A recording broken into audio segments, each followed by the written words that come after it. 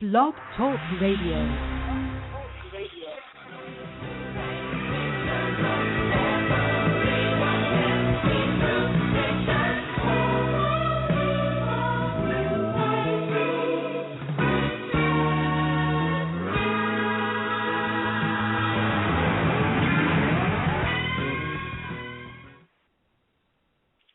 Hello, everyone, and welcome to AMO Art Chat. My name is Linda Fisler, and I want to welcome you all to the show as well as to 2013. So this is our first show of the year, so Happy New Year to everyone.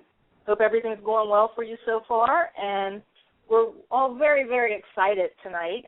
We have Quang Ho with us. We're going to talk about the evolution of seeing, and I can't tell you how excited we are. I met Quang in Indianapolis when he was at the American Impressionist Society and had the opportunity to talk with him there, and it was a lot of fun, and I think we're going to have a lot of fun this evening on the show as well.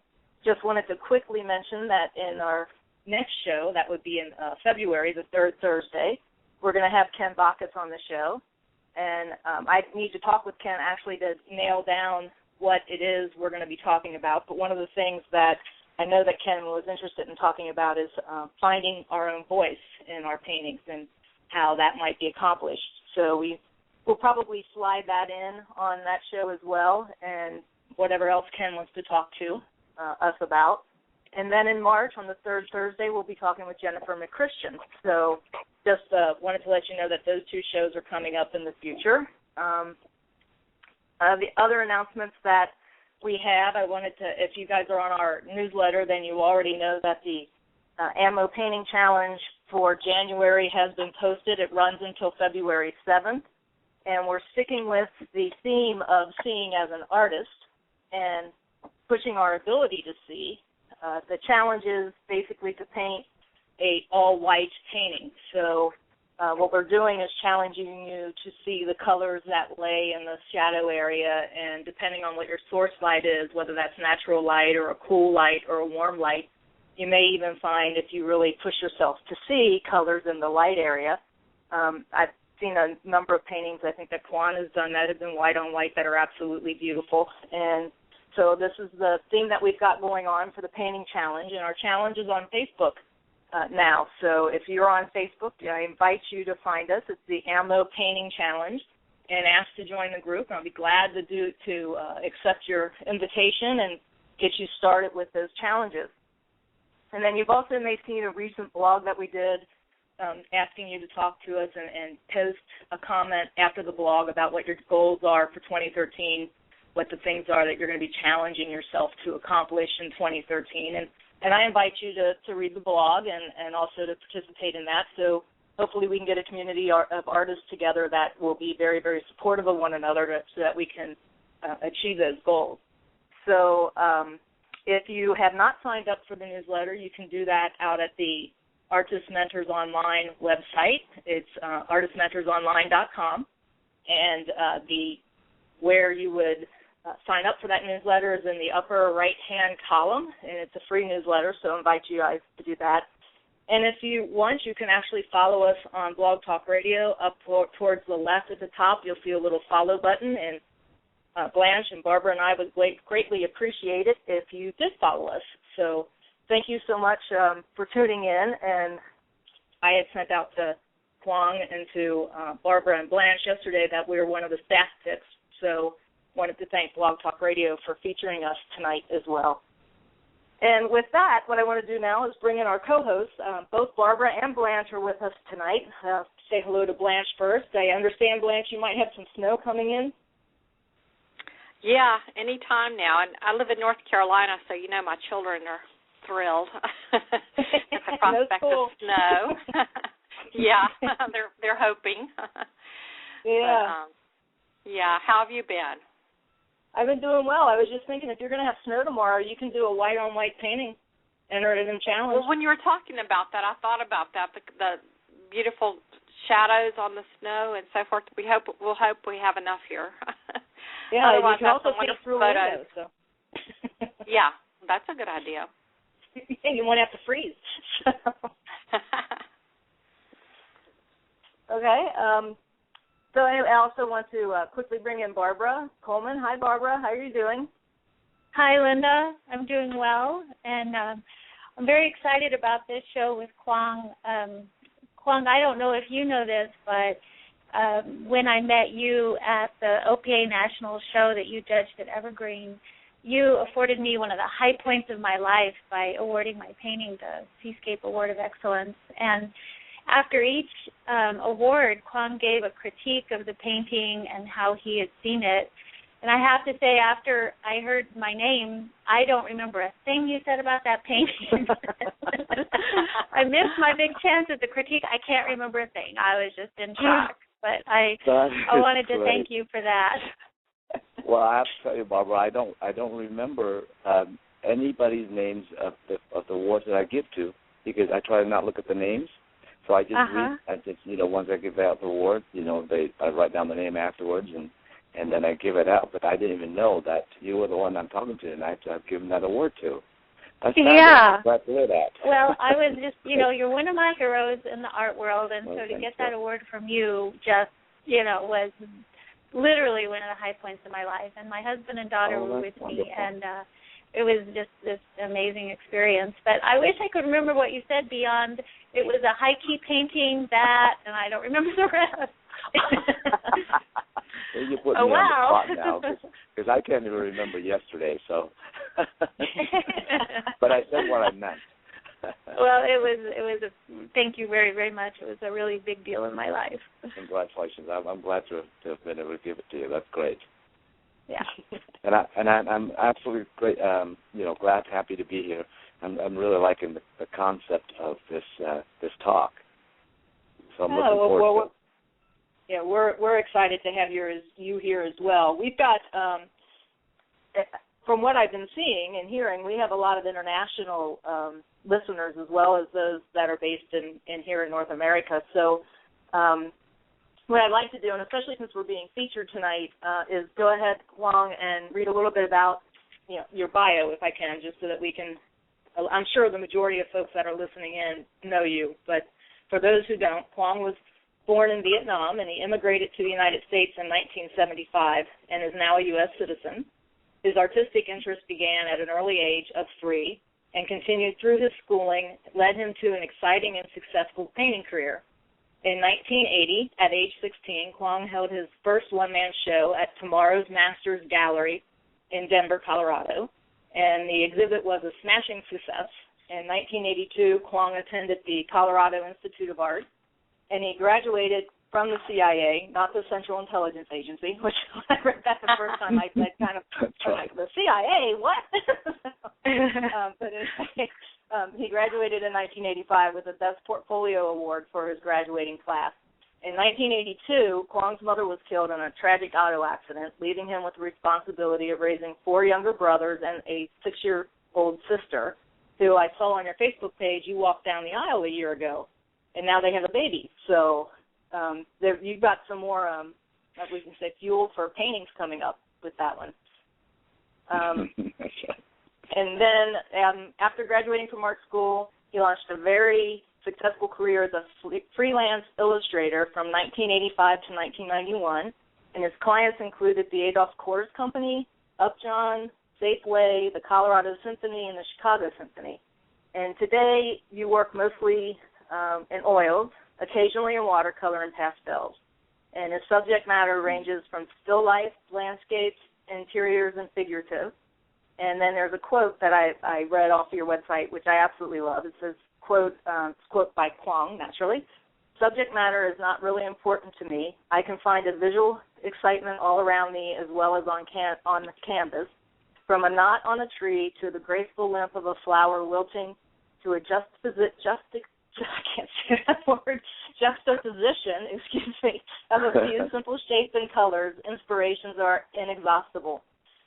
So tonight we're going to be talking about the evolution of seeing, and both how past masters have seen, which Quang will give us his input or his information and on that, as well as our own evolution of seeing and our progress through our work and years. So welcome, Quang, and thank you for joining us.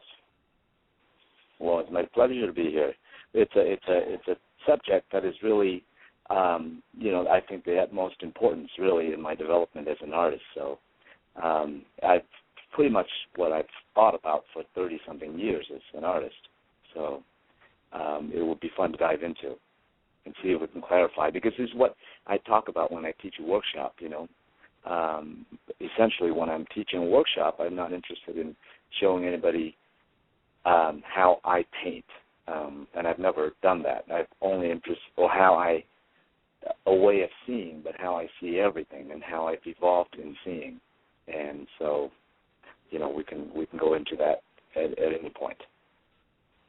Yeah, and I think actually a lot of the fuel for the questions that we came up with and things like that came from our conversation. We kind of had this conversation in Indy about seeing in Indianapolis, about seeing and how different people see different things, and so that kind of led to us doing the show and actually the topic of the show too. So I'm going to go ahead and throw it over to Blanche to ask you the first question.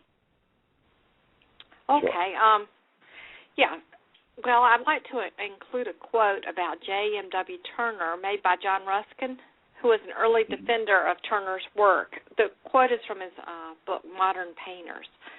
Ruskin's opinion was that Turner's work enabled us to see the world in a whole new way. And here's the quote. The whole effect of painting from the technical viewpoint is based on our ability to acquire, once again, that state one would call the innocence of the eye. In other words, the way of looking at things through a childlike manner, through which we perceive spots of color as such as their knowledge, without their knowledge of meaning, as a blind man would see them as if his sight were restored all of a sudden. Some people would say that Turner's work remains a puzzle today. What do you think of Ruskin's opinion? Any insights? That quote is remarkable, because when I give a talk today, I literally had an epiphany at one point that painting happens on 3 different levels, and the first level is about seeing based on our accumulated knowledge of what we think things look like. So it becomes a belief system. We assume an apple is red, for example, or a face has a nose, an ear, and an eye, and So when we draw a face in the early times, you try to put in an ear, an eye, and a nose the way that our mind thinks it ought to look like. But what he's talking about here is looking at a childlike state without that preconception. And in I don't know if you remember, Linda, in my talk in Indianapolis, I talk about this experience I had reading the Helen Keller book when I was in my early 20s. At the time, I was just really searching for, philosophy and religion and truth and science. I devoured everything, just trying to find out the answer.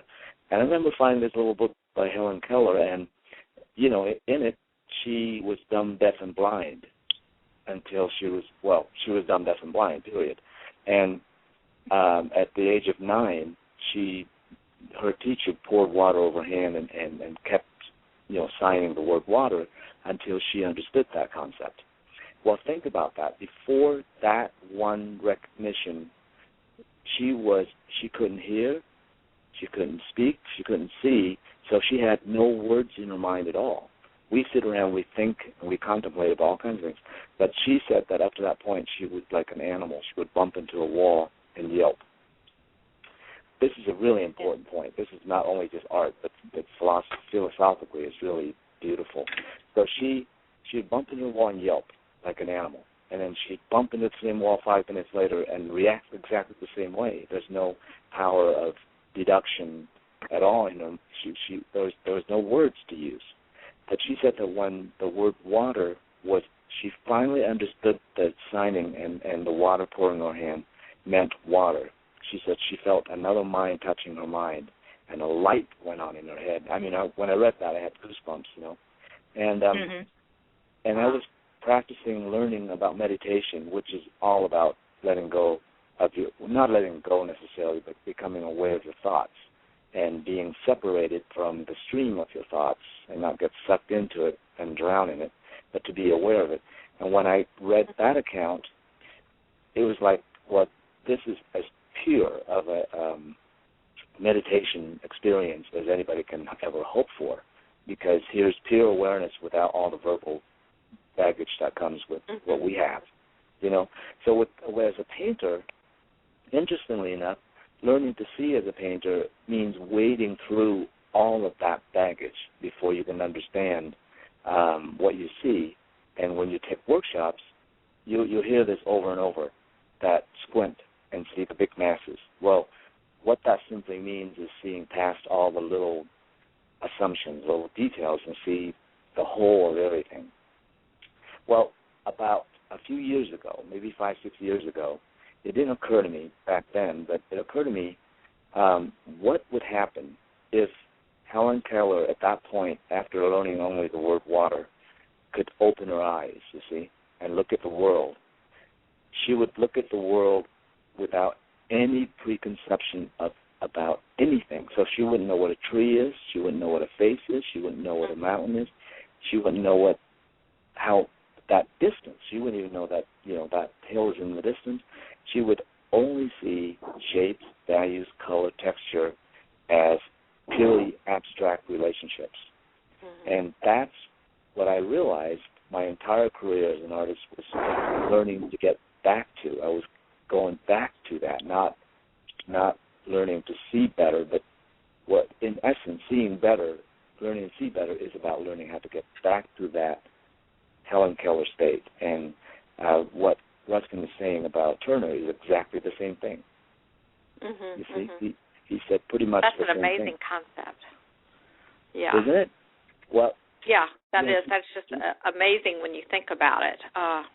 Trying to lose the words for apple, or when you look at the shape, don't think of apple, just think of the shape or the apple and what's beside it, making one large shape.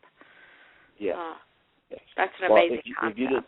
If you didn't have an idea of the apple to begin with, well, you wouldn't have that trouble, you see. But that's not how we're made. We were made to look at something, outline it, fill it in, and then go to the next thing. So our mind has an amazing way of disintegrating everything, and that's how the world operates. But that is not truthful at all. That's very that is a defense mechanism, I suppose, if you talk about evolution and all that.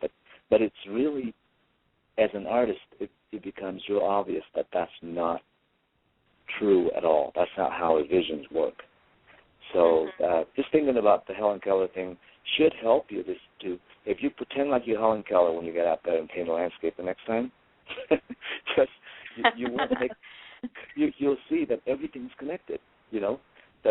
Don't say that there's a sky and there's a tree and there's a mountain, or even try to listen to what you would know about that sort of thing.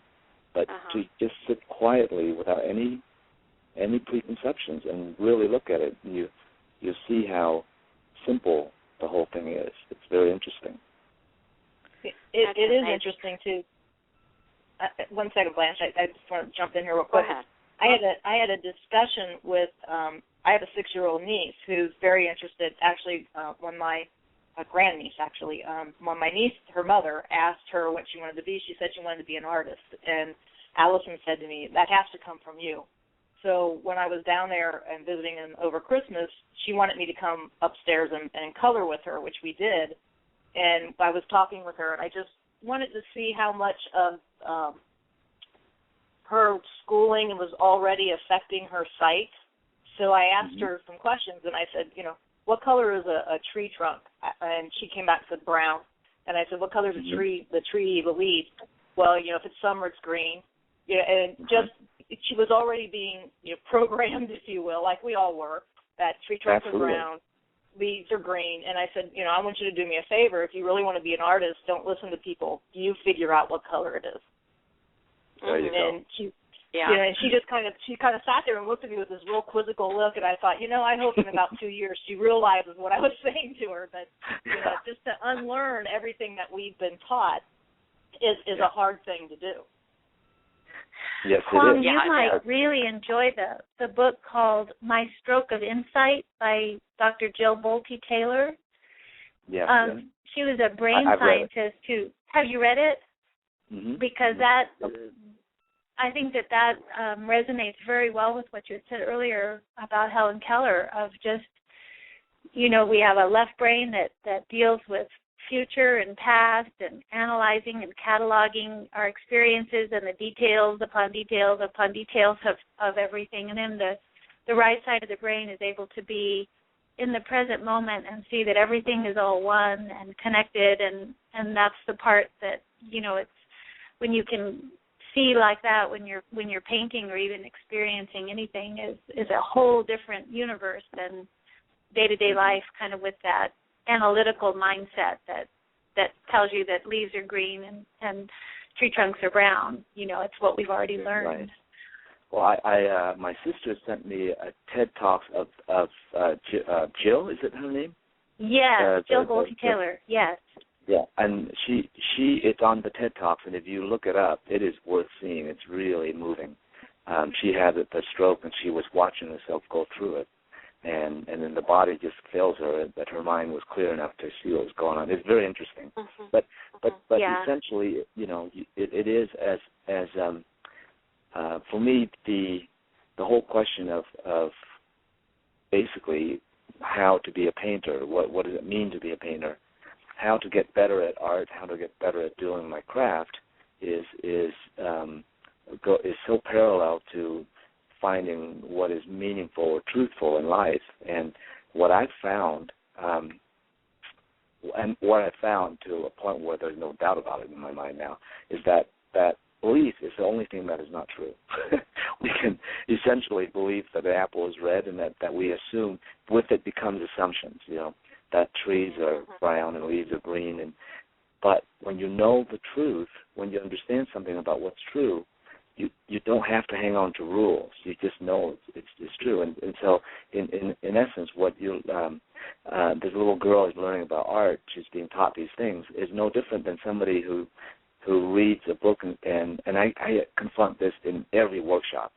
There are so many accomplished artists who still think about how, everything in the back has to be cooler and lighter, everything in the front has to be warmer and so on. But that's not true at all. That is that's just the principle of what happens in an atmospheric condition. When things are further away, there's atmosphere that fall in between, and the atmosphere actually makes that feel lighter, and then that with the sky infusing into the atmosphere, which is coolish, will make it look. But on a day without atmosphere, and if you're not interested in atmosphere in your painting, then that goes out the window. So those rules are just to help you. It should that kind of principle shouldn't be taught as a rule. It should be taught as like, look, this is what happens when this happens. But when it becomes a rule, it creates all kinds of restriction and fear in an artist. And I've talked to artists who will paint the still life, and they're painting the edge of the front of the table to the 2-foot edge behind the table, and they're trying to make it cooler back there and warmer up front, which is crazy. You see what I mean? But they're hanging on to this rule rather than understanding what it is. And that's part of the learning to see is I think that Helen Keller thing is so wonderful, because it makes you stop all of that process of fear and assumption, and you stop and quietly look and see what's going on. Yeah, really, and you can really see instead of your mind telling you what you're seeing. Yesterday I was rewatching your nuts and bolts video, and you were talking about first level, second level, and third level of a painter or of seeing. Can you explain a little bit about that? Yes, I'd be happy to. I will try. This is an epiphany that I had when I was teaching maybe 15, 20 years ago. I used to teach a class in Denver, and I took a whole group of artists, 20 of them, and we started. It's a whole year-long class. We meet every Friday, and I would break it down like a scientist, Like with first month, we would get into lines and then get into shapes and then color and value and so on. But I remember one morning I was getting ready to go into class, and I was brushing my teeth and trying to figure out what to do for that day. And it was like, how you sometimes have an aha, like kind of light bulb. It all happens all at once. I couldn't. It happened. I know it would happen all at once because if I sat down and thought about it, it would take too long. It took time, but this was instantaneous. That painting happens on 3 different levels in this sense. The first level is based on our assumption and our belief as to what the world looks like, and what, and again, the example of the apple in the face and so on. So, as an artist, let's say tomorrow you want to become an artist, so you don't have any idea what that involves, but you thought if you can learn to draw well enough so the face looks like a face according to what you think it looks like, or a tree, if I can get that tree to look like a tree according to what your brain says, which is the leaves are green, and I mean, how many of us have done those paintings where we can't make that correct brown, So you see everything, you process it through this projected belief of what the world looks like, and artists were stuck on that for a long time, and you can be very good at rendering, an apple, so it has all the appleness that you think an apple ought to have, or the skin tone will glisten with sweat, and the whole thing. You could be very good at all of that, but you're still in the first level, which is based on what you think it should look like. The second level is like this: if you're holding that apple, which is red, for example, one day, and then you put it next to a red cloth, and all of a sudden the apple disappears. Then what? You see? Then what happens is what happens on the second level is that artists realize that, when I look out at the world, I'm seeing relationships of shapes, values, color, texture, edges, contrast, that sort of thing, and they're all. That's really the vocabulary that we use as painters. So when we get onto the canvas, the second level is about exploring what happens when you put 2 values together, or 2 shapes together, or 2 colors together. Is there a sense to all of that? And there is, of course, in the same manner that when you listen to Beethoven, you don't know what he's writing about, but his vocabulary is A, B, C, D, E, F, G, and the flats and the sharps. And yet, just from those elements, you have the Fifth Symphony and the Emperor's Concerto, and on and on and on. It's just endless. And so, with the second level of painting, you are using those. You're orchestrating, harmonizing, using line, shapes, value, color, texture, and edges. Now, whether it looks like something representational, or whether it represents something like life, or it's purely abstract and it comes together beautifully, it's the same to me. It's really because you can paint something realistic and not understand those elements and how they work together, and you're just rendering according to the first level. Or you can look at the same scene and see that it just values color, shapes, texture, and edges, and take that set of circumstances and transpose it onto the canvas using, again, line, shapes, value, color, texture, and edges, and becomes art, whereas the rendering somehow becomes so personal. And for me, an interesting thing about belief is that how is it that one person can believe in something so strongly and nobody else around him will feel that at all? You see what I mean? Mm-hmm. That's the pretty much universal agreement about belief, is that it's purely personal. But with great work of art, there's something beautiful and universal about it, and that's because it transcends that first level.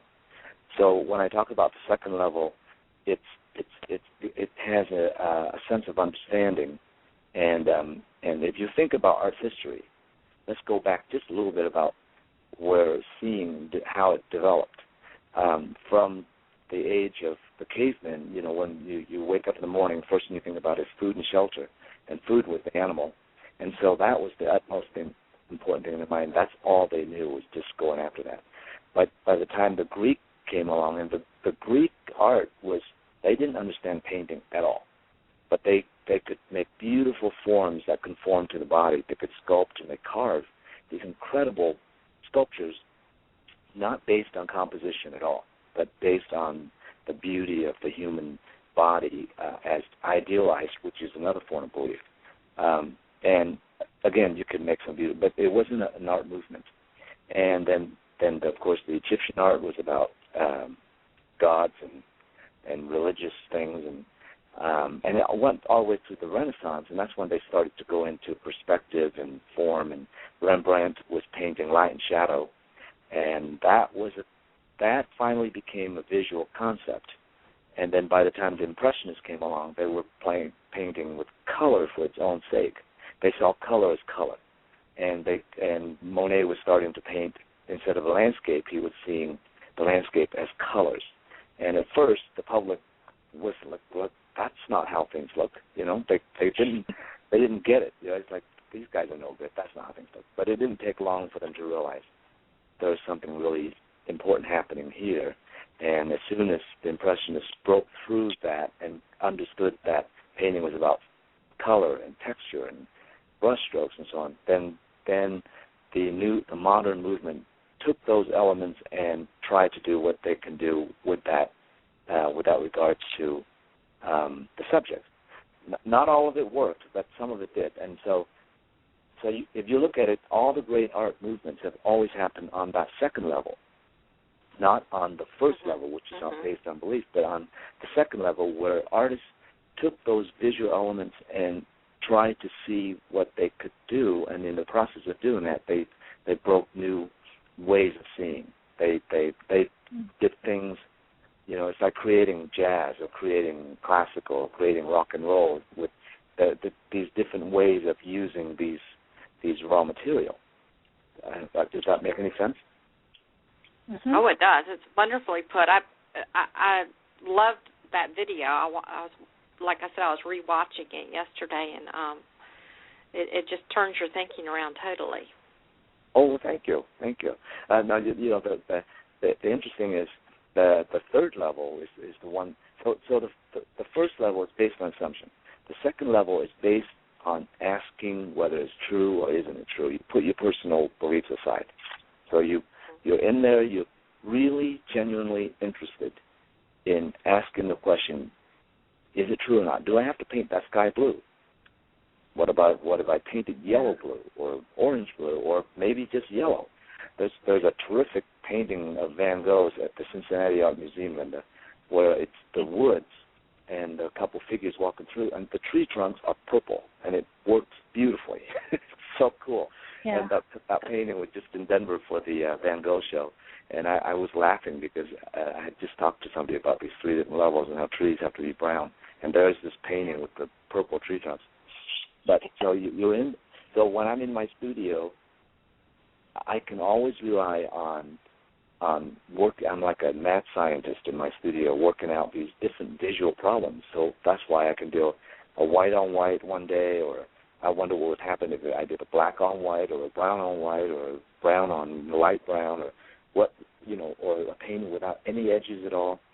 Or I did a painting last night from a live model with a group of painters, and I've never done this before, where I, instead of laying the brush down the way I normally do, I was actually pushing the paint into the canvas and then pulling the brush directly off. I did the whole painting that way, and it was really interesting how it turned out. It actually turned out pretty well. Yeah. But so I'm always, you know, testing these theories out. Can I do this? Can I do that? And each idea will breed 10 other ideas until where I hate to go to sleep anymore because I'm so excited about painting, and I don't have enough time to get to it, you know.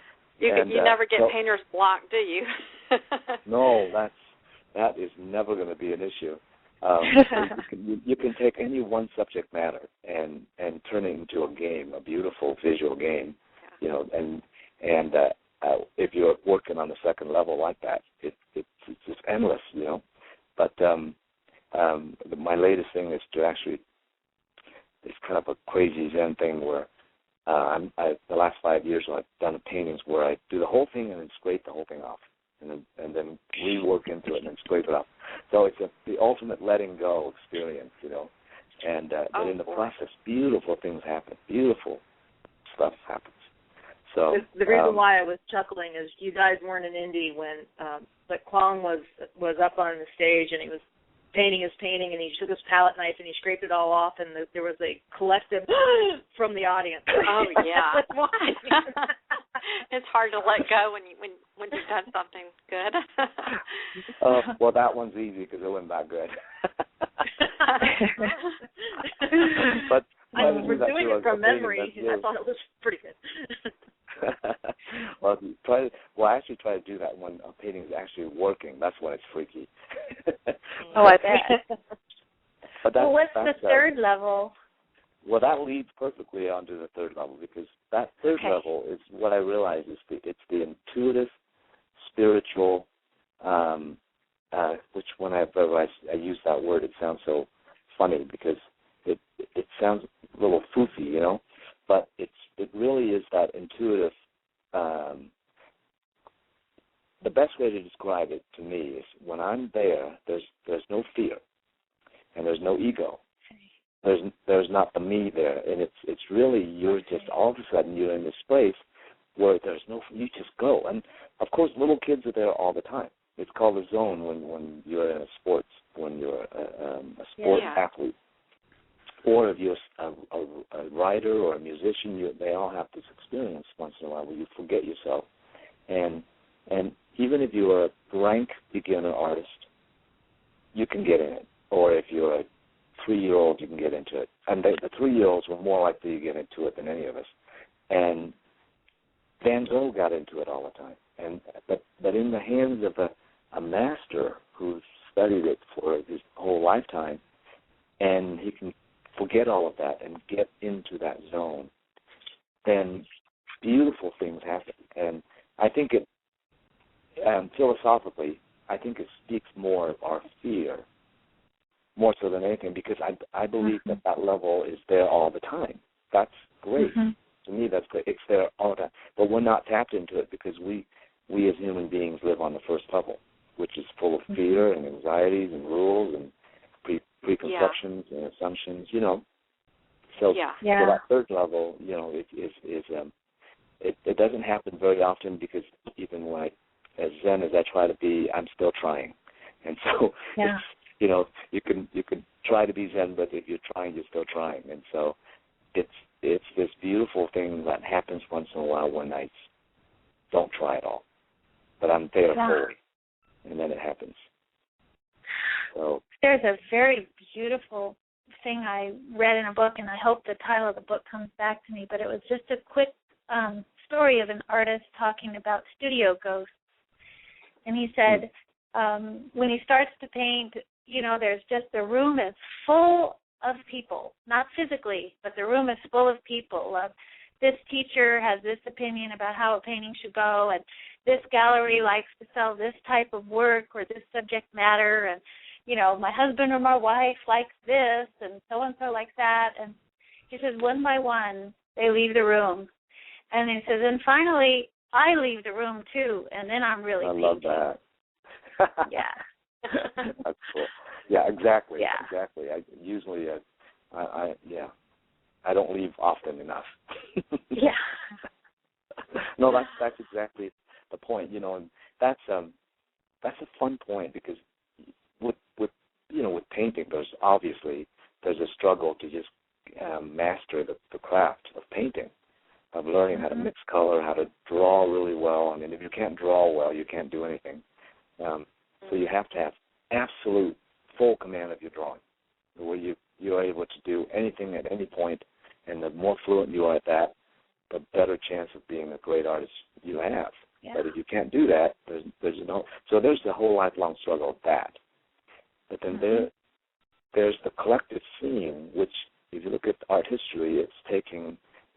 We have the benefit of all of these, the Impressionists and the Renaissance people and the abstract expressionists and Van Gogh and everybody. We have the benefit of all of that osmosis and evolution of seeing as a collective whole. Now we have all of that, so we don't have to struggle through that anymore. And with all the DVDs and workshops that people can take. It's a wonderful place to be as an artist right now to learn, I think. Yeah. But it still requires, to be good at it. It still requires some very genuine looking and some clear thinking to be a really good artist. And I see this when I teach workshops. I can tell you the number one thing that I see artists make mistakes that I see all the time is because of all these preconceptions of what things should be or how an art, all these rules about painting. I hear artists say, "I'm afraid if I do this, it'll do this to the painting. Or I'm afraid to put that thing too close to the edge. Or I'm afraid to make that thing too dark." And I hear that all the time. And that, just hearing somebody say that, I know they're in trouble already because they're not really looking when they're saying that. They're just following that first level assumptions again. And you assume that if you do this, because you read this somewhere, that if you did it, you're not following the rules. So that's the number one killer to an artist is that word, "I'm afraid if." And I say, if you're afraid of it, that's the first thing you should do. Put that tree right next to the edge.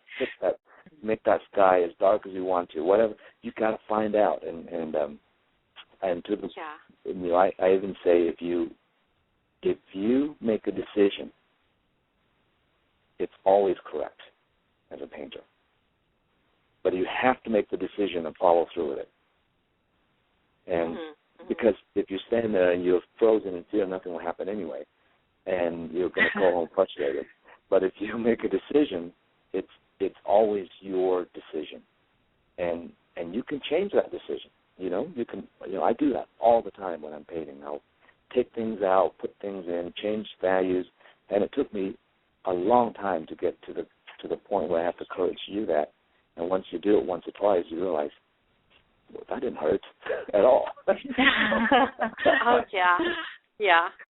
Yeah, I was watching another one of your DVDs a while back, and I think you were doing a still life, and you had looked at it overnight, I think, and come back to it and said, and you took some things out, I believe, that looks wonderful, that most people wouldn't have wanted to take out, but it changed the composition. Oh, yes, I do remember that. Yeah, that's I had produced the 3 DVDs. One is painting the still life with light and shadow. So I took the whole process of setting it up and going through, and then and so that was a one take. It was just one day, and then the next day I went back and do that. And I still change things around. Sometimes I have a painting sitting around for. I just sold a big one, 48 by 48. That sat around for 8 months, and it was a winter landscape. I just kept building and building and building, and taking things out, changing the value of the snow altogether, but I think that's perfectly good to do because once I make a decision about the change, it's like I wonder what it would look like if I did that, and that's all it is, And sometimes, most of the times, it's a wondering if what will happen, rather than saying I know that if I did this, that's going to change. That would be no fun anymore after that. So I have to find out what will happen if I did it. So in the case of the still life, I had gone in and I realized I had made a few things equal on on spacing. When 2 spaces are the same in the painting, it really bugs me. So I just saw that, so I changed that. Well, that DVD changed my way of looking at things. After looking at that, I would look at my mantelpiece and think, oh no, I have to rearrange that. Oh, really? I learned a lot from that. I did. I started seeing tabletops differently, and I love that. That's a wonderful DVD. Oh my gosh, maybe I've overdone it. Well, I'm delighted to hear that, actually. Yeah. Sometimes as a painter, sometimes you can go along just kind of trying this, trying that, and then all of a sudden you see something somebody do or hear something someone says, and in an instant it changes everything. And, that's part of the fun. Well, I learned a lot about composition. That's a big one. Yeah. That's I think that is for everyone. Yeah. Now, composition is, here's a little secret. For me, this is where painting is for me. I'll know now in 5 minutes into the painting whether that I can work for 5 months on this painting and it'll be just fine, or I can work another 5 months on it and it would not work. And it's because something about the structure and the composition before all the details go down is beautiful. There's something elegant about the proportions of how things are fitting together even before you tell the story. So it's like, I suppose it's like a writer waking up having an idea in their little head about a story, and they knew it was going to be good even before they know how to tell the story. Mm-hmm. You see what I mean? Mm-hmm. So, so with the painting, I can block it in 5 minutes, 10 minutes, and I'll know pretty much it's going to be fun to continue on with this, or it's going to be a bummer to carry on with this. And that has to do with the composition. Yeah. I think it's always a struggle for me, composition. I've learned to do the thumbnails ahead of time and work it out so I don't get halfway through the painting and realize big mistakes that I've made in the composition. Has that helped you a lot? It does, because sometimes when you're painting, you can't see the whole of it. I'm probably painting on the first level, caught up on something and not seeing the whole of the painting, and then. But if I had the thumbnail, I'd know that this shouldn't be centered, or that sort of thing. Yeah, I think you just said it right there. It's that ability to see the whole thing. Whether you work a thumbnail, which is useful, or you can actually, while you're painting a big painting, you're constantly seeing the whole thing, and that's how I do it. I try to see the whole thing. I keep saying you got to pull your vision back so you can see the whole scene as you're painting, so you don't get locked in. Oh yeah, that's a great way to think about it. Yeah, because you do tend to get concentrating on this area or that, and you're not seeing the forest for the trees. Yeah, right. Well, I hope this is still in line with our talk about the evolution of seeing. Well, I'll carry that further with about Turner again. That he stated he did not paint to be understood, but that he wished to show what a scene was like. And so Turner was painting in the first half of the 19th century, and Impressionism was in the second half of the 19th century. I think you've alluded to this already, but do you think Turner influenced Impressionism, possibly pushing how the upcoming Impressionists saw? Oh, there's no question about that. I think he was. I didn't know that quote, but after hearing that, there is no question in my mind that he influenced seeing in a great deal, in a great way, because his paintings have that quality of the totality of things, the atmosphere. Mm-hmm. He was definitely an atmospheric painter. And as painter, there's two kinds of painting. There's atmospheric painting and there's graphic painting. And he was totally atmospheric, and he saw the whole thing, the whole scene, whatever he's painting, swallowed up by a whole sheet of atmosphere, and that's how he affected everything. And I love that. I'm going to have to go back and look at all his paintings all over again after hearing that quote. Yeah. I love that. Well, and then when you talk about the evolution of seeing and Impressionism, you have to think of Monet. And Cézanne supposedly said of him, Monet is just an eye, but God, what an eye. So can you tell us your thoughts about Monet's work and his eye and how he saw things? Absolutely. I had a terrific experience when I was in France teaching a workshop. I went to Paris, and there happened to be a retrospective of Monet's work. Now, Monet, from day one, middle of his life, he was an extremely competent painter, and to the point where he influenced even Sargent, who's one of the greatest virtuoso in painting. And his way of laying the paint down even influenced Sargent. But here's the interesting about Monet. He obviously, throughout his life, was developing, he was looking at a landscape, but he was not really, he looked at the landscape and saw how he could use paint to replicate that landscape. So he layered, he did all kinds of things. So it was always about the painting, and that's why it was so good. But when I saw this show, I kept gravitating to these really big paintings that were, these were around the time, or maybe even a little after the time of the giant water lily paintings that he had done. And they were just really bold brushstrokes and paint, and they were just flowing. There was one painting that was, I bet you it was about 8 feet by 8 feet, and from the top of the canvas to the bottom of the canvas, about 1.5 feet wide, is a tree trunk, just right down the middle of the canvas. And on either side are just brushstrokes coming down like flames and whispery things, and you realize he was painting the tree trunk of a willow, you know, and the leaves just became whispering brushstrokes. And there were 2 rooms or so of these big paintings, and I realized those were my favorite paintings of Monet. They were painting on a whole different, he transcended the landscape. What I thought was that here is this great painter, and he transcended the landscape. When he was painting these paintings, the landscape was just a reminder.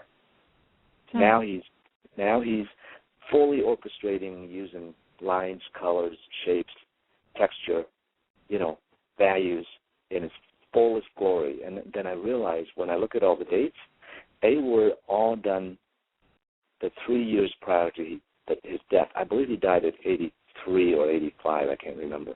But they were all done between the age of 80 and 83. Even then, it's phenomenal. They're huge paintings, and they are, you know, it made perfect sense to me that he finally understood painting to its fullest extent at the age of 80 or so, and he was doing it. And they were amazing. And I'll tell you, when I was walking through, before I got to those paintings, after about 3 rooms of Monet's, you know, lines of poplars and haystacks, I started, to be honest with you, I was starting to walk through them really fast. because as wonderful as they were, there wasn't, you know, you see them, you know what they're going to be like. You know what I mean? They didn't hold my attention anymore. But these paintings were, each one of them knocked me upside my head. It was that incredible. I just couldn't, I couldn't walk away from them. And they're amazing. And it made me realize that, okay, if you understand something about this, you better get to it where you have the strength and not wait till you're 80 years old to do it. And then it kicks down. It's true. Quite marvelous. Quite marvelous. And that's I think another great example of all this, and just to sidetrack, is Van Gogh. We just had, the Denver Art Museum just had a show called, what is it called? Development of Van Gogh. Essentially, he did his entire body of work in 10 years.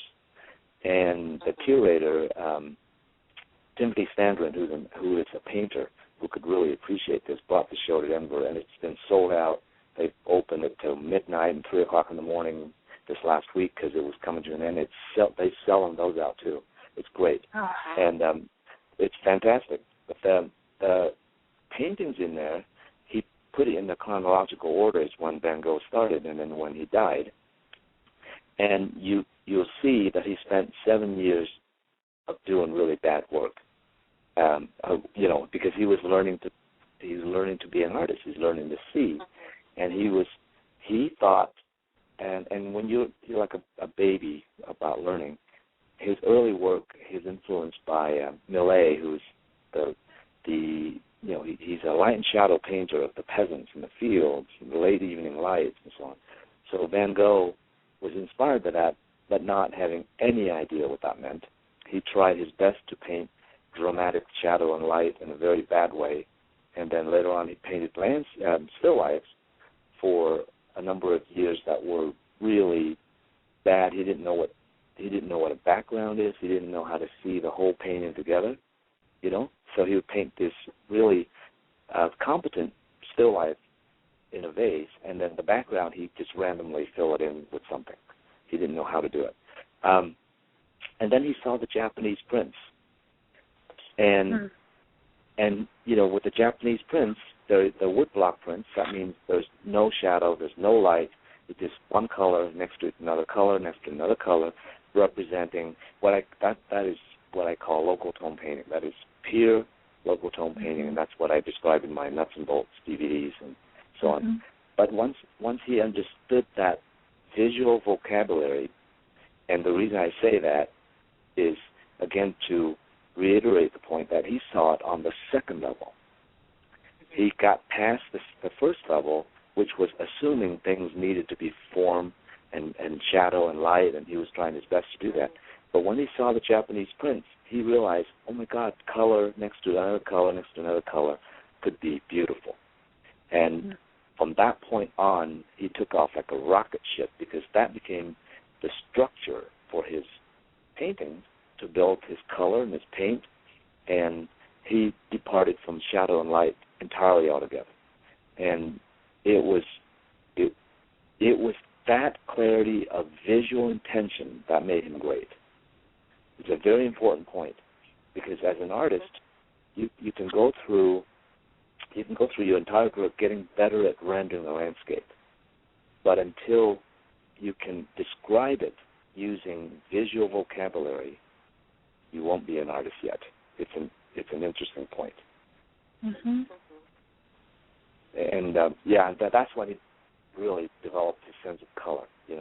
He was, because the structure was so solid and simple that he could develop any kind of color structure on top of concepts on top of those structures. And that's why when I do a painting and I can do work however long on a painting and then scrape it off, I'm not afraid of it, because I know what my visual vocabulary and the structure I'm going after is, so I can never fall apart. It can change all it wants to, but it will never fall apart. You know what I mean? Wow. And the change is the fun part. It is. I actually have gotten to the point where I will stand back and just say, what if I do this? And just stand back and explore, because to me it's the exploration that is becoming fun. Stepping into that, if you want to call it the second level, from being a painter on the first level to becoming an artist on the second level. Painter being technical. Yeah. Isn't that fun? I mean, it's like following that curiosity. That's what gets me excited to get up in the morning. It's like I want to find out. I don't know. I want to go find out what it's going to be like if I tried it this way or that way. And and what you learn out of those explorations, and I don't even like to call them failures, because they're not. They're oh, okay, well, I know not to do that next time. Okay, but I learned that I could do this instead. So it's kind of, they're explorations. They're not failures. If you learn something, it's not a failure. Absolutely, I totally agree with that. And I think you should even make an exercise to try to fail at a painting and see what happens. Yeah. It's harder than you think. Yeah, maybe we'll make that a painting challenge. There you go. Try to make as bad a painting as you can, and you see what happens. I wonder how many people would share it. That would be the real question. Oh my God, I think that would be really a lot of fun. Let's do it. I'll try to I think it sounds good. A really bad painting and see what happens. We'll have a good laugh at it. Darn, as hard as I try, I can't make a bad painting. Wouldn't that be fun? Wouldn't that be great? We'd probably learn a lot. You would. I along the line of that, wondering, I was being interviewed by live TV, believe it or not, and the guy stuck his microphone right in my face and said, "What is art?" Oh my gosh! Oh my goodness! Like, oh dear, are you serious? So Now, and spontaneous, like after in a few minutes, I said, well, I think art is a byproduct of your search for what is true. And if you follow that to its conclusion, that means that anything you try along the way with a purity of intention of finding out is art. And so that, you know, the whole trail of evidence along the way of and that's why Van Gogh is such a beautiful example. As I can say that he did 7 years of bad work. They weren't really bad, they were competent. But because his search was so pure, those paintings have soul to them, and they had such personality to them that I would happily own one, you know. Not for the money value, but they're truthful, they're wonderful. But somehow, imagine this: if instead of searching for what is true for yourself as an artist, you only focused on what sold. I'm not going to say any more than that. Yeah, that's terrible. Yeah. You know what I mean? Mm-hmm. Some of us don't have that problem. What's that? Yeah. I said some of us don't have that problem, but. Well, listen, I spent 30 years of working for show after show after show, and I'm so grateful for every painting that sells. Yeah. You know, but you know, there's no question about that. That's still the highest honor that anybody can, you know, that I can feel somebody will actually give money for one of my paintings. But if you get up in the morning and you have an idea, a concept that seems to excite you a little bit in painting, you shouldn't let that go. I mean, that is so important to listen to that, you know. And if you have to do let that lead you. Yeah, absolutely. If you have to do 2 paintings that you think will have to sell to pay the bills, do that, but make sure you do the other one too. Yeah. And do you find it just to go one step further with the conversation, because there is a lot of pressure on artists at your level to create work that sells, and you know your gallery saying, "Oh, I just sold a snow painting, Quang, so go paint another snow painting." You know, so you know, I imagine it gets very, very hard for you to go off and experiment and explore on that. You know, find another visual vocabulary that you like, however you want to put it in. It's how do you get yourself out of the way when you're doing that required snow painting? I don't let anybody require me to do anything. Okay. That's so, thankfully, I've had really wonderful relationships with every gallery that I've worked with, and they fully understand that I'm always messing around with new concepts, and they'll never know what they're going to get from me. And the honest truth is that in the past, when you sell a $20,000-$30,000 painting or something like that, and somebody wants another one, they say, well, the few times that I've tried that ends up miserable. It ends up not only I feel miserable, the painting is miserable, and it's never worked. And then and other times, you know, when I try to second guess, when I try to do a painting that I think will sell, I've been wrong about that too. And so I've had it happen to me enough now that I know to go ahead and trust that if I do a really good painting, it'll sell. If I do a really good painting, and that means, and that doesn't say, you know, whatever. I haven't done a large still life in a couple of years now, it seems like, and there's a waiting list of like 10 or 15 people for those. But that's not what I'm interested in right now. But when I revisit it, then they'll have all the interest that I want to visit it after wandering around doing all these other things, and it'll be different and it'll be more interesting to me. But so no, that's the truth. I'm trying to keep my. I have this friend who's turning 80, and he comes up with the greatest saying. He says, "Quang, keep your needs simple and your expectations low. That's the secret to life."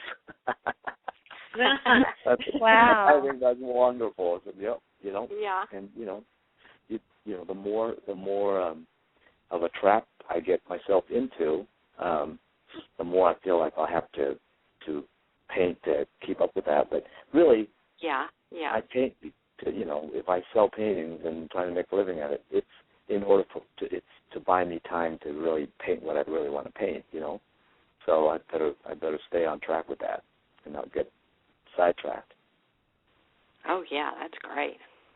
It's a great way to be. Let's talk a little bit about Corbeil, and he was a painter also in the 19th century, and his works have always interested me. And he was a French painter who led the realist movement, and he was pretty controversial because he rejected the classical and theoretical styles of the French Academy, and his art insisted on the physical reality of an object. So if there were blemishes or, if he was painting a figure and it wasn't the most attractive figure, he wouldn't make it attractive. If there was a blemish on the face, he would put it in. But of course, he did mostly landscapes, or at least the ones that I've seen have been landscapes. So we've got Corbeil, who's the realist in the early 19th century, and the way that he observed and saw things and painted. And then we have Turner and Monet as well. So, and they all saw differently just in that century. And to me, it's just always amazing that, that those three different, to me, very different ways of seeing all existed in that 19th century. Do you have any thoughts on Corbeil's works and how he saw?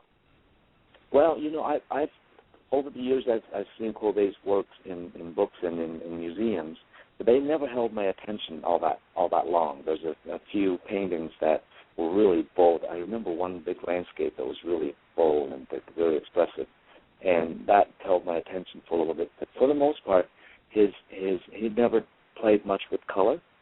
He was not he didn't look into color the way that Monet did, or he didn't look into atmosphere or the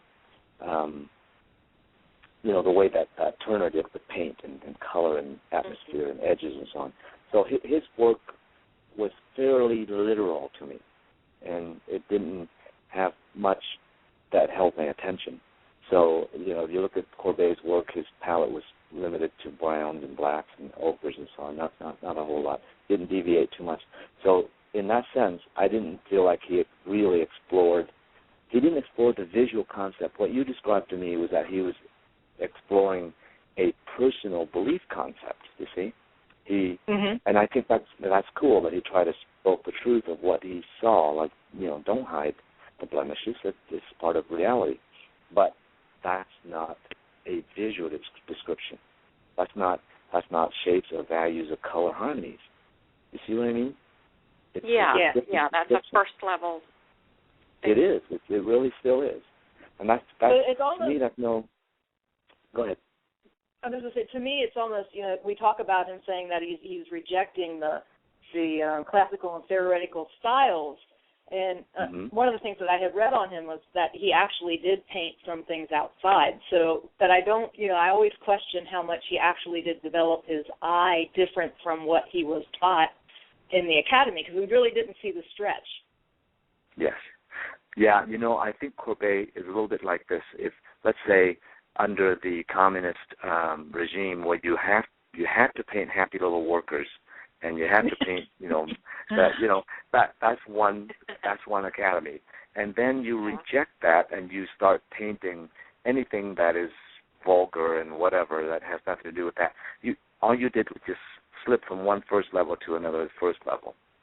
Yeah. But if you took the theme of happy little workers and saw them as beautiful colors and values and shape relationship and transcend the subject, then you're back on the second level. It doesn't matter if you're painting little happy workers or a tree or whatever it is. So I think Corbeil might have just rejected one tradition to slide into another first level way of thinking. I don't mean to be harsh on Corbeil, but I love what he did, but it didn't it wasn't a big enough leap. Right. Yeah. Right. which is interesting because if you would compare his work next to Monet and Turner, you certainly would say, he was still in the school, the realist school, the classical theoretical styles. He didn't break free from that. So his influence into, in Turner and Monet, you really couldn't see or couldn't find. That's right. No, that's exactly right, because he only shifted a mental belief, but not the visual concept too. So nothing changed as far as that goes. Yeah. He might have been a little bolder with his. Some of his later work, he used a lot of palette knife, and it was a little bit bolder, but but there was no understanding about color. Yeah, certainly seemed like there was still fear there. Theater? He was fearing fear. Yeah, it's almost like he was fearing making that jump into that transitional point. Turner and Monet did. Right. I'm not sure. I'm not sure it's fear or just simply because he didn't understand the way that Turner did. That sure. it takes. It's quite something to have a leap like that in an artist's life where you have such a deep realization and can move. But fear certainly will stop it every time. Mm-hmm. Yeah. Okay. Quang, I'm gonna take a second. We haven't really touched on very many of the questions here. It's been a great discussion, but we've got we've been talking for about an hour and 12 minutes. So are you okay already? On time? Uh-huh. I'm fine. Yeah. As long as my battery and the phone holds up, I'm okay. Oh, okay. You can always plug it in. You can be here all night if you want. Oh, my dear. So, Blanche, what I'm going to ask you to do is, if there is, and Barbara, if there are questions that we have written down that you really want to get to Quang to answer, I would suggest that we jump into that. We've done a great job of kind of talking a little bit about the past masters, and actually have included Gogh in that as well, which was a great discussion. So, Blanche, why don't you go ahead and ask the next question of Quang, and we'll go from there. And I'll keep an eye on the time.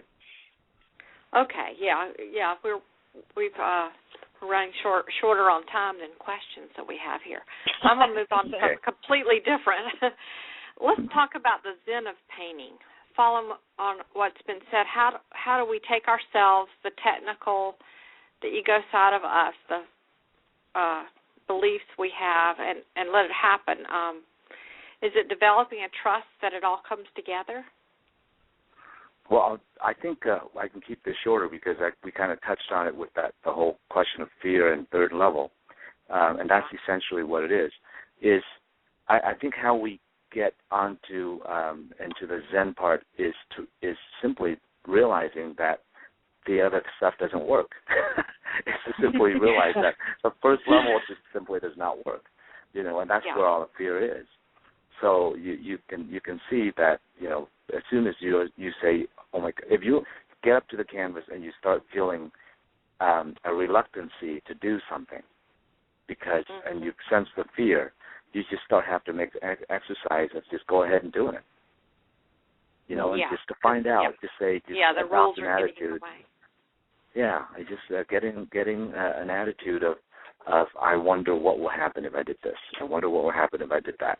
And if you get into an attitude of doing that and challenging yourself, honestly, when I paint, it's always a little bit difficult. Sometimes it flows from the tip of my brush if I can just let it flow, but there's always a sense of struggling with this thing somehow, whether it's the drawing or, and being mindful enough and being with it. But so that's natural. We should always expect that there's always a bit of a challenge, but the challenge is half the fun. But to make sure you have to adopt this attitude of I want to follow this. You got like Joseph Campbell says, follow your bliss. Just follow your interest. And literally for me, Zen is if you try to be Zen, you won't get there. As long as there's trying, you won't get there. You can't think about it. No, it's just simply a recognition that the other stuff is not true. And so why bother with it? Yeah. And then until you stand there with nothing, and then you go. Well, we'll all be trying to get to that third level somehow. Don't try, do. Come on now, this is the yoga thing. Don't That's try, right. You can't try. It just happens. And the last resort, open a bottle of wine. There you go. Now I have an excuse to drink and paint. This is great. Oh, absolutely. In moderation, of course. Of course. Yeah, we don't condone that. We'll be in trouble now. Right. Where's that mute button? It's too late now. Okay. Yeah, I know. Barbara? Well, I'm thinking about my personal experience in front of the easel of when, say, and particularly if I'm painting plein air, and that there is sometimes when I'm out there and I'm painting and so much is coming in, and I'm not at that state of grace where it all feels connected and just flowing. And I'm, so what I'm feeling at certain times maybe it would be like a little panic or a little anxiety, and then an urge to like solve the problem or get the painting or something like that. And when that happens, the urge is to sometimes just go back to, a technique that maybe solved an earlier problem but has really nothing to do with the present moment or creating something fresh and new and unique. And so I was thinking about, our passion to see and interpret what we see being really at the heart of why we want to create. And yet maybe that urge is unique to each of us. And we've talked so much about kind of not believing the stuff that's not true and getting to that next level and maybe just painting truth. But I think that there's still that place where we need help. And so we've been talking all along about seeing, but maybe in that moment when you're just struggling and getting close to panic, what advice do you have, and how do you kind of stay truthful and develop our eyes to really see? Yeah, well, let me ask you this. Have you, whenever you, at that point, and you go back to what has worked before, has that always worked? No, because, what gets me excited is exploring as well and wanting to, I think about something that I read Cézanne saying is wanting to paint a minute of the world's life as it passes, in its truth. And just,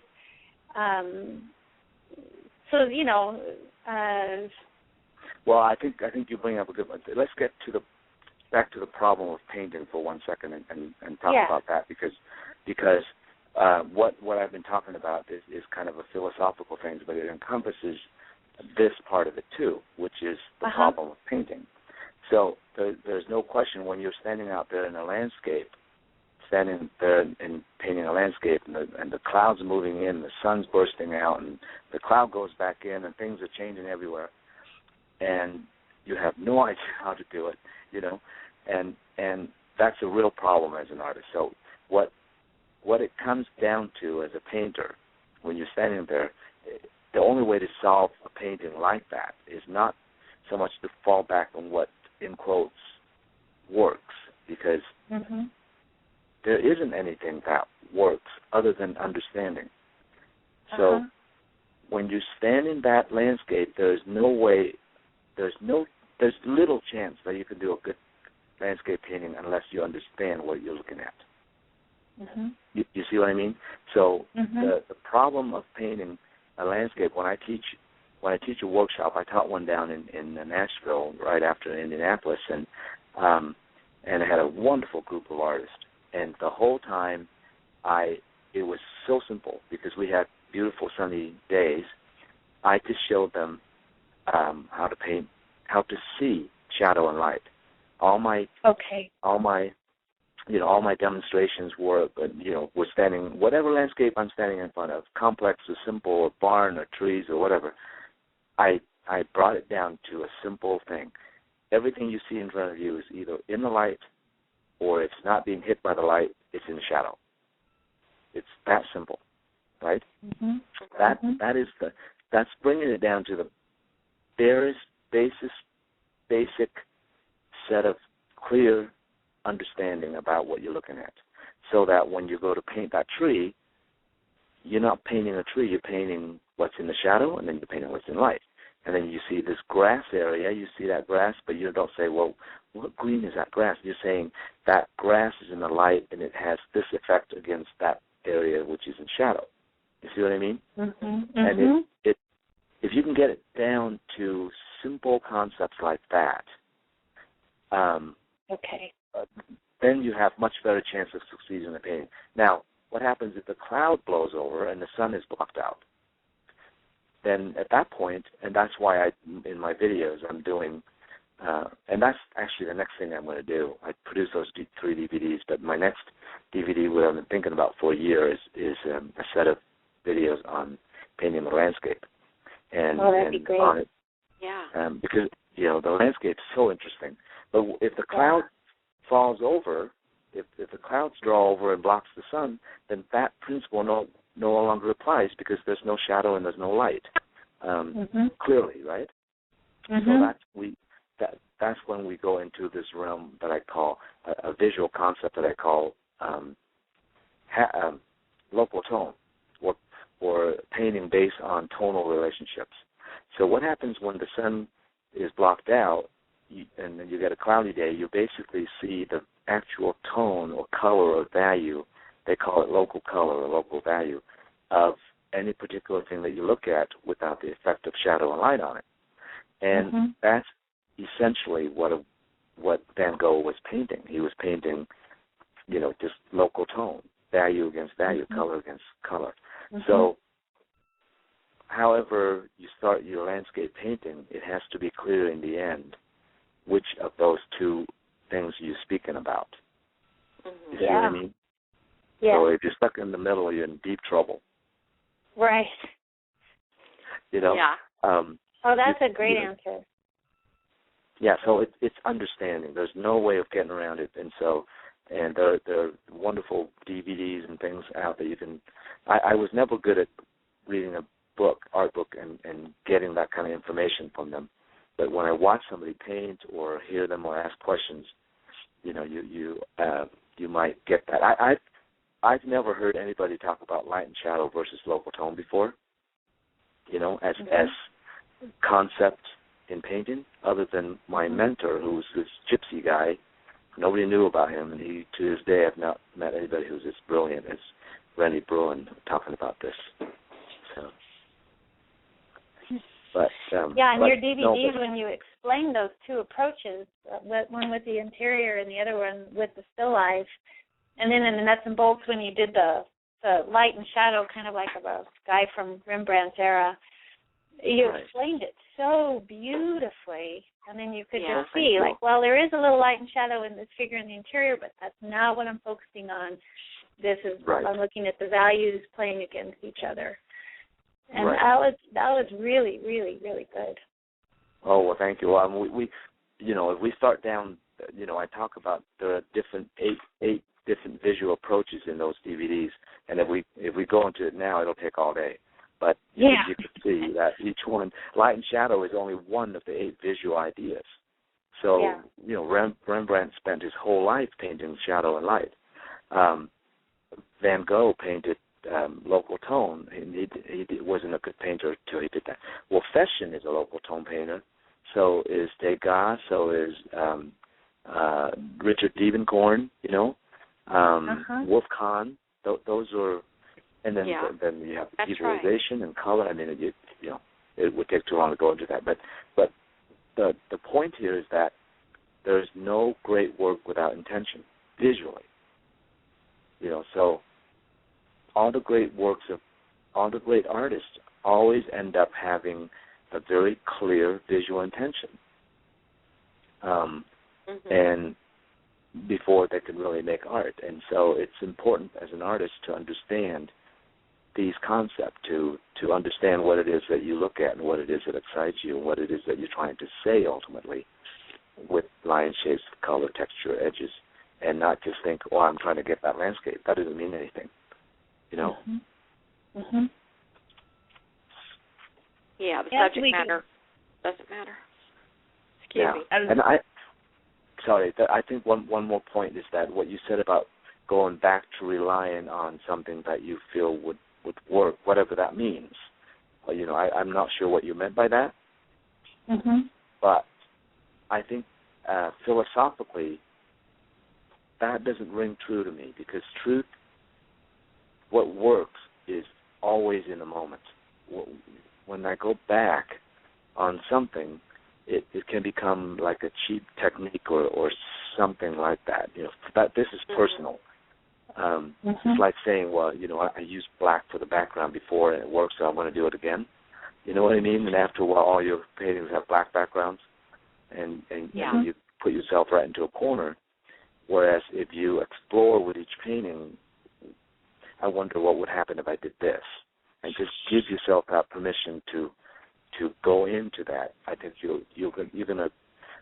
I know you develop much faster as an artist, and you'll end up learning things as an artist that you wouldn't learn if you didn't try it.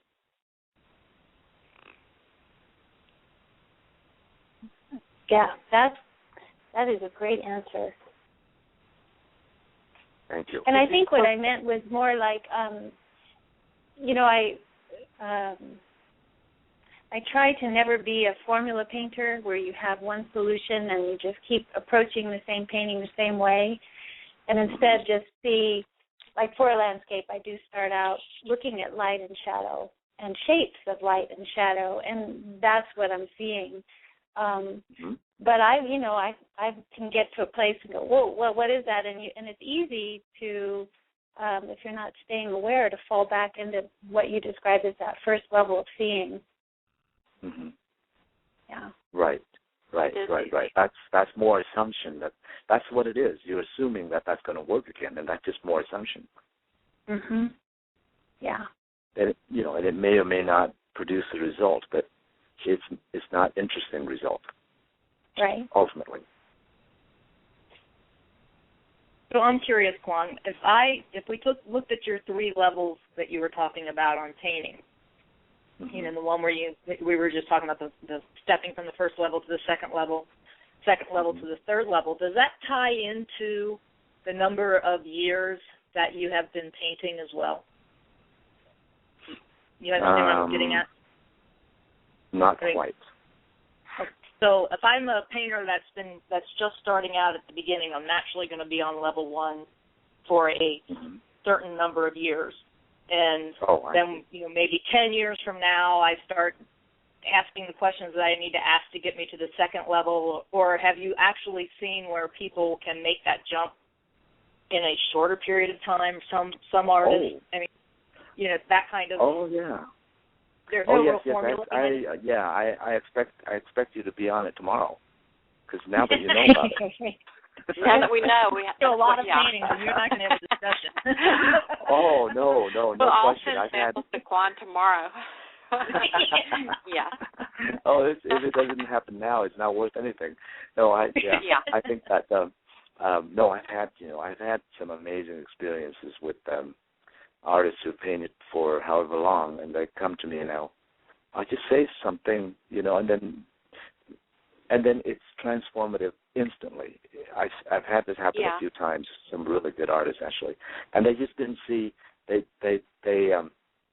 had been skirting around it visually and doing things that look good, but they never heard it put concretely like that.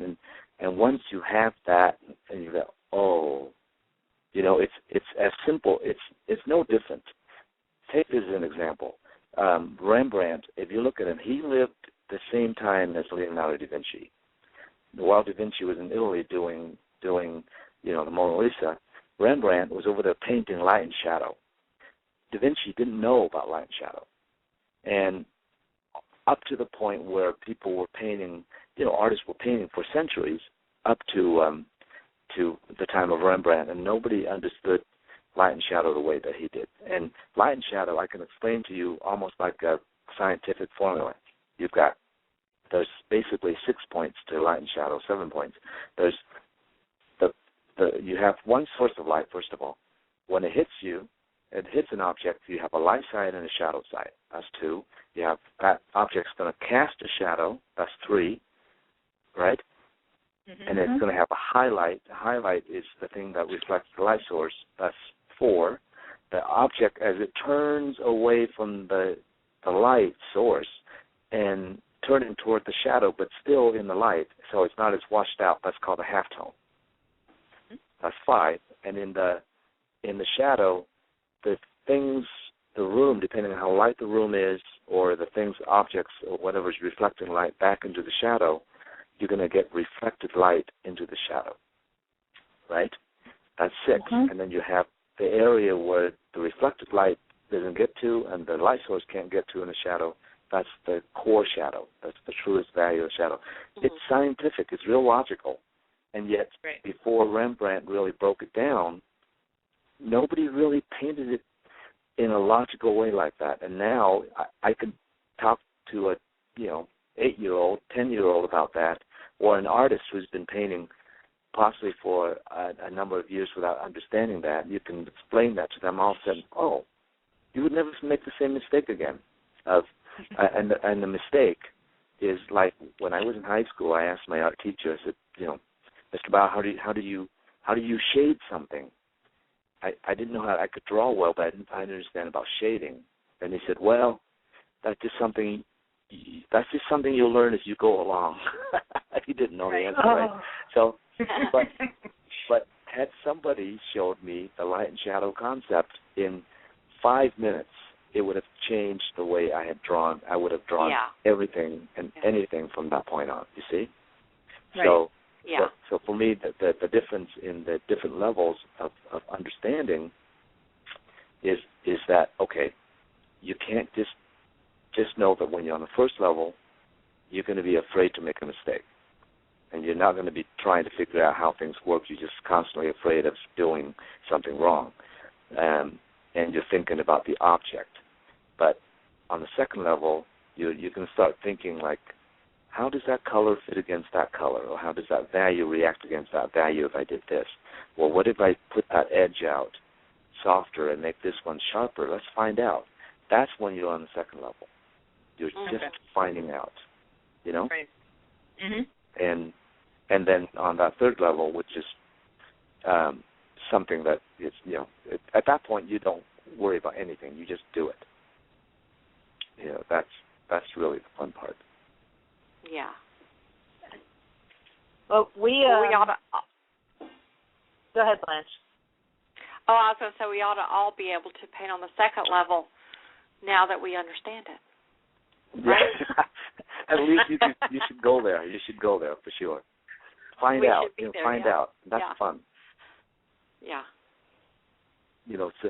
But you always have to keep practicing. Your drawing is, and all of that. It's like musicians. These great musicians, the soloists, they'll practice 4 or 5 hours a day, and you just have to practice your scales, and you still have to do that. But as artists, you'd still put in a ton of hours doing that. But on top of that, you can put on top of it this beautiful visual intention too, and it will propel you to better work in a much shorter time than if you just trying to cling on to these rules and things that make you afraid to paint.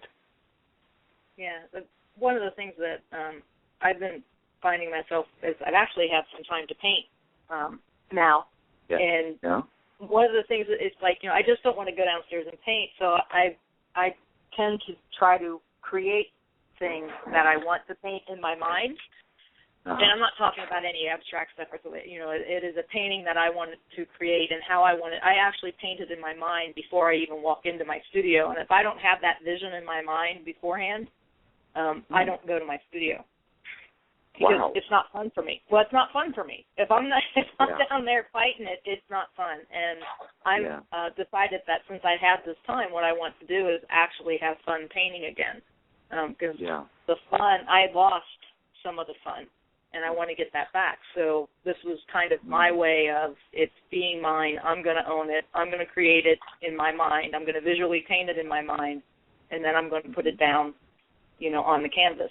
So, and I've been having a lot more fun with that than I've had in previous years. So, well, that's a different concept than what I think about. But let me ask you: is that what is in your mind? You're talking about a visually in your mind, how you worked out all the value color relationships already, or is it a theme idea? Like I'm going to paint somebody walking in the field or whatever. Do you see it visually?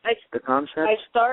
I start with the theme and what I want to paint. Like today, while I was teaching, one of the things is I sat down and I said, okay, I want to take a bridge that I know that I have photo reference from that's down in New Zealand, and I want to put a figure on that bridge.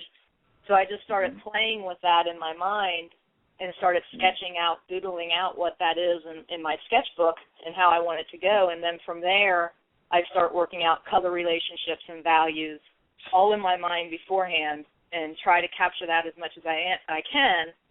And then I start out with a grayscale painting of what I want to make sure the drawing's correct on the actual canvas, and then I go into starting to apply the color relationships.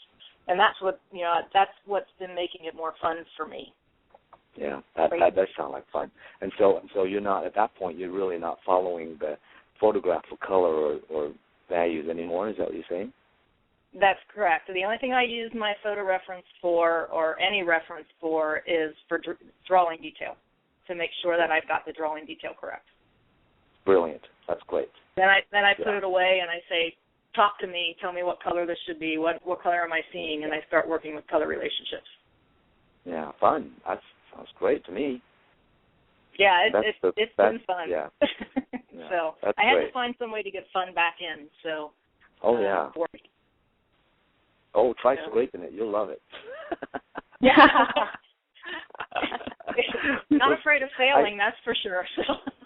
Yeah, well, that the reason why that came up tonight, because you know how everybody's done a bad painting and they get frustrated and they wipe it off, and as soon as you do, it looks great, right? Yeah.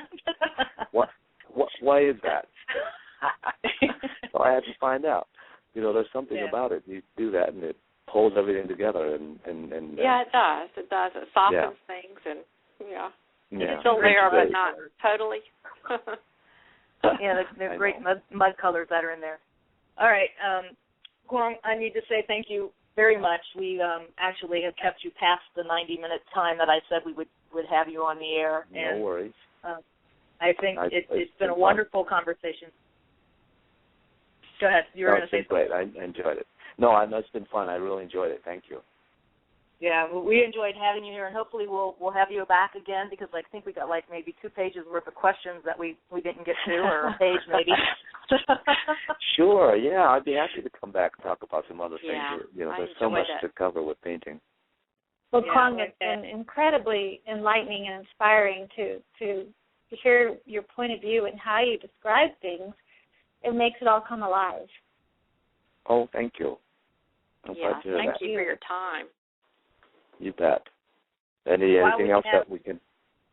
Go ahead, Warren. I'm sorry. Go ahead, sir.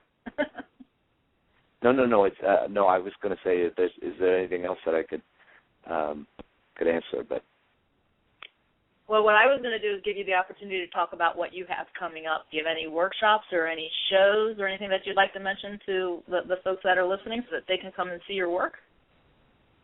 Oh, well, actually, on the whole thing about exploring painting, last year I tried to take a sabbatical so that I'm not distracted by all of that to focus on exploring painting in a deeper way, and I stunked at sabbatical, so I'm trying it again this year. So I'm going to take a year off from accepting any more deadlines and so on and so forth, and just see if I can paint. Just see what I can do with it, just to spend months on a painting if I have to, or a few days, or scrape a painting if I want to. So, but the main thing I'm working on, besides the 3 DVDs that I've produced, and I go much deeper into these 8 visual approaches and so on, obviously, which are on my website at quangho.com. But I'm going to work on two things this year, and that is the DVD for landscape painting and possibly painting the nude in light and shadow. Somebody had asked me to do that, and that might be interesting. And and then let me see what other thing. There's this other thing that I'm working on. I have two sisters who are still in Vietnam, and one of my sisters told me this story how she and two other friends collected $50, and they just with $50, and they went around and they gave money to these orphanages in Vietnam that are kind of under the radar. And I said, what is this? Why didn't you tell me about this? And my sister was a school teacher, one of the most beautiful human beings. She's really sweet, and she said, well, why should I tell you about it? But $50, she's able to get some school supplies and help these.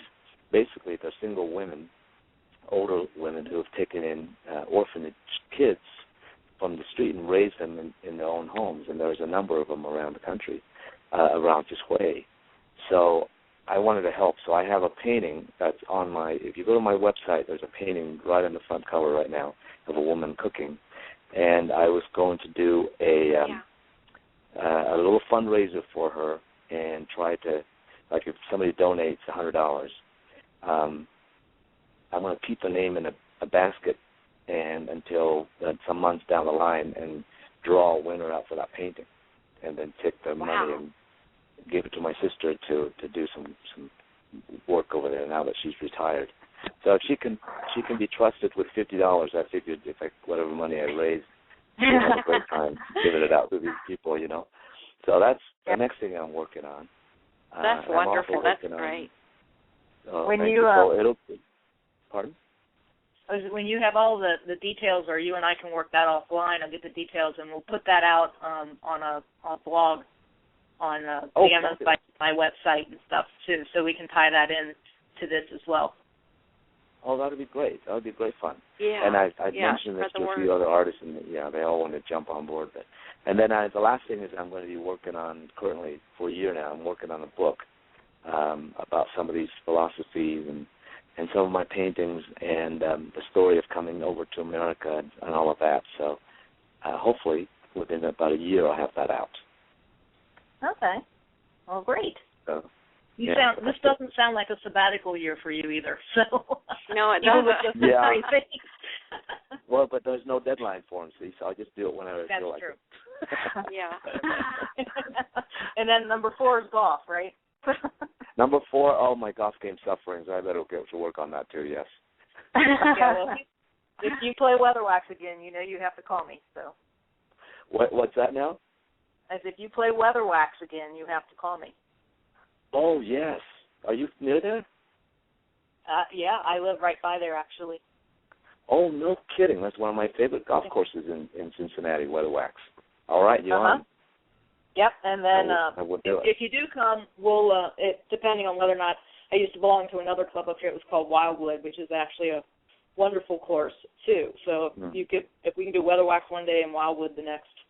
So. Oh, boy, that sounds good. I've never seen a golf course I haven't liked, so it'll be easy. Yeah.